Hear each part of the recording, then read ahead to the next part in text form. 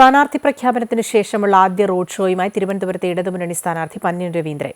ആയിരക്കണക്കിന് ആളുകളാണ് ആദ്യ ദിനത്തിൽ തന്നെ സ്ഥാനാർത്ഥിയെ വരവേറ്റത്. തെരഞ്ഞെടുപ്പിൽ വലിയ വിജയപ്രതീക്ഷയുണ്ടെന്നും മണ്ഡലം തിരിച്ചുപിടിക്കുമെന്ന് ഉറപ്പാണെന്നും അദ്ദേഹം അമൃത വാർത്തകളോട് പറഞ്ഞു. പാളയം രക്തസാക്ഷി മണ്ഡപം മുതൽ തമ്പാനൂർ വരെയായിരുന്നു പന്ന്യൻ രവീന്ദ്രന്റെ ആദ്യ റോഡ് ഷോ. റോഡിന്റെ ഇരുവശങ്ങളിലും ജനക്കൂട്ടം നിലയുറപ്പിച്ചപ്പോൾ അത് വിജയത്തിന്റെ മുന്നറിയിപ്പാണെന്ന് പന്ന്യൻ രവീന്ദ്രൻ ചൂണ്ടിക്കാട്ടി. പൂർണ്ണ പ്രതീക്ഷ ഇത് കാണുമ്പോൾ നമുക്ക് തോന്നില്ലേ, നമ്മളെ നാട് ആഗ്രഹിക്കുകയാണ്.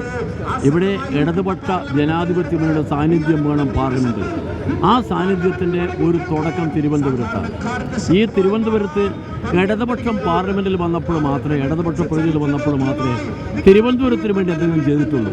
അത് നമുക്ക് എല്ലാവർക്കും കാണുന്ന ആളുകൾക്ക് എല്ലാവർക്കും അറിയാവുന്നതാണ്.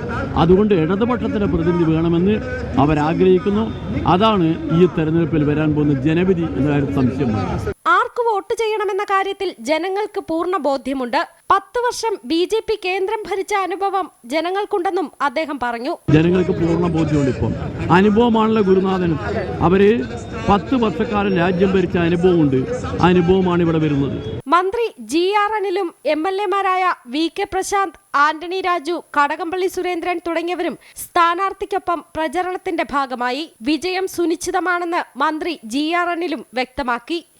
തിരുവനന്തപുരം പാർലമെന്റ് മണ്ഡലം പന്ന്യനിലൂടെ വീണ്ടും ഇടതുപക്ഷം തിരിച്ചു പിടിക്കും. 15 വർഷത്തെ ഈ പാർലമെന്റ് മണ്ഡലത്തിന്റെ പ്രതിനിധിയെ തലസ്ഥാനത്തിന്റെ യാതൊരു കാര്യത്തിനും കാണാനില്ലായിരുന്നു. ടൂറിസ്റ്റ് വിസ എടുത്ത് വരുന്ന ഒരു ജനപ്രതിനിധിയെ വേണമോ, ജനങ്ങളോടൊപ്പം നിൽക്കുന്ന ജനങ്ങളുടെ കൂട്ടുകാരനായ പന്ന്യനെ വേണമോ എന്ന് ജനങ്ങൾ തീരുമാനിക്കും. തിരുവനന്തപുരം മണ്ഡലം തിരിച്ചുപിടിക്കുമെന്ന തികഞ്ഞ ആത്മവിശ്വാസത്തിലാണ് ഇടതുമുന്നണി. അമൃത ന്യൂസ്, തിരുവനന്തപുരം.